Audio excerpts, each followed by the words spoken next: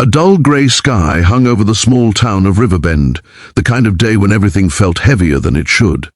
The rain had fallen just enough to turn the ground outside Rusty Spoon Diner into sticky brown mud, and puddles formed like small mirrors reflecting a world that didn't always treat people fairly. Inside the diner, Mara Elwood, a quiet 23-year-old waitress with soft eyes, a thin frame, and a gentle presence, wiped the counter with her usual calm focus. She didn't speak much, and most customers barely noticed her except when they needed a refill or extra napkins. She had lived in Riverbend for only 3 months, and even in that short time people could sense there was something different about her. Not strange, just controlled, as if she was holding a whole storm inside, but refusing to let even a breeze escape, and people with storms often attract lightning. The lightning in this town came in the form of 3 men, Dale, Brooks, and Tyler, a group of racist, entitled, troublemaking bullies who had grown up believing the town belonged only to them. They spent most afternoons swaggering around Main Street, looking for someone to bother. They didn't like outsiders, and they especially didn't like Mara's quiet refusal to react to their comments. To them, silence was not peace, it was defiance.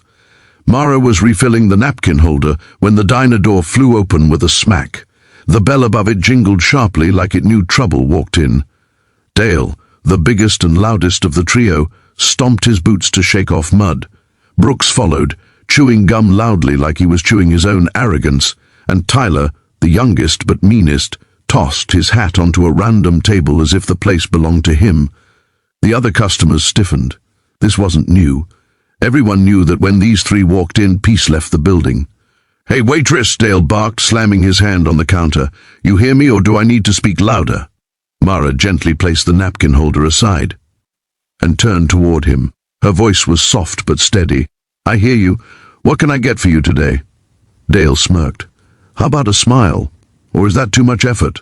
Tyler snorted, elbowing Brooks. "She probably doesn't even know how. Look at her, quiet little mouse." Mara didn't flinch. She simply grabbed her notepad. "Your order?" "Attitude," Dale said, leaning closer. "You new people always come here thinking you fit in, but understand something, you don't belong here. Most waitresses would shrink, apologize, back away, but Mara didn't." Her eyes remained calm, unreadable, disturbingly collected. Dale hated that, Brooks hated it, Tyler hated it the most. Because nothing terrifies a bully more than someone who refuses to fear them. Before Mara could reply, the diner manager, Benny, a tired man with more worries than hair, hurried over. "Gentlemen, please, we don't want trouble today." Tyler shrugged. "We're not causing trouble, just educating your foreign worker here." "I'm not foreign," Mara said quietly. "I was born in Seattle." "Same thing," Dale snapped. "You ain't from here," Benny whispered urgently. "Mara, go check table 9. Mara nodded. She knew Benny wasn't protecting the bullies. He was trying to protect her job. In Riverbend, customers, no matter how rotten, always came first. Mara walked away, her step smooth, her face calm. But what nobody knew was that beneath that calm was a world she never wanted to reveal. Later that day, Mara clocked out early. The drizzle had returned, lightly tapping the diner windows like a warning. She tied her dark hair into a low ponytail, tucked her apron into her backpack, and stepped outside. She should have waited inside. She should have asked someone to walk her home. But Mara Elwood didn't like depending on anyone, not anymore. She walked toward the back alley where the mud was thick and the ground uneven. She had taken this shortcut dozens of times, but today something felt off. Too quiet, too still. Then she heard it, the crunch of boots behind her. She didn't need to turn around to know who it was. Dale's heavy steps, Brooks's lazy shuffle, Tyler's snickering breath. "Well, well, well," Dale's voice echoed. "Leaving early, waitress?" Mara stopped walking. She didn't look back yet. "I don't want any trouble," she said softly. "Then why'd you walk into it?" Tyler taunted. They surrounded her before she could even step aside. 3 men, 1 narrow alley, mud everywhere, rain slipping from rooftops like falling needles. "You think you're better than us?" Brooks spit near her foot. "Walking around with your quiet face acting like you're too good to respond?" Mara finally lifted her eyes, calm, unshaken. That calm made Dale furious. "Answer when someone talks to you," he yelled, and shoved her shoulder hard. She stumbled, but didn't fall.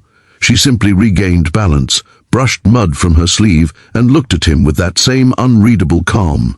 Dale grabbed her backpack and yanked it off her. Mara didn't fight for it. She didn't defend herself. She just stood there. "Say something," Tyler hissed, stepping closer. "Anything." Mara's voice didn't rise, didn't break. "Please give me my bag." Brooks laughed. "Or what?" "Or nothing," Mara said. "I'm just asking." That was the moment Dale snapped. Her politeness infuriated him more than any insult. He grabbed her by the arm, hard, and dragged her forward. Mara winced. "Let go. You're going to learn to respect this town," he growled, and with a violent pull, he dragged her straight toward the mud. Mara's shoes slipped. Mud splashed onto her jeans. Tyler clapped like he was watching entertainment. Brooks whistled.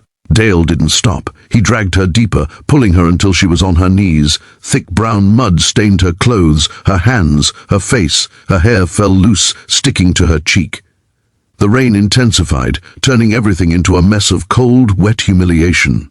"Look at you now," Dale laughed. "Quiet little waitress in the mud, where you belong." Someone inside the diner saw something moving outside. A shadow, maybe. A figure dragging another figure, but nobody stepped out, because nobody wanted to get involved with Dale and his gang. "Why don't you fight back?" Tyler sneered. "Or can't you? Too weak?" Mara lowered her gaze. "I don't want to hurt anyone." Brooks barked a laugh. "Hurt us? You?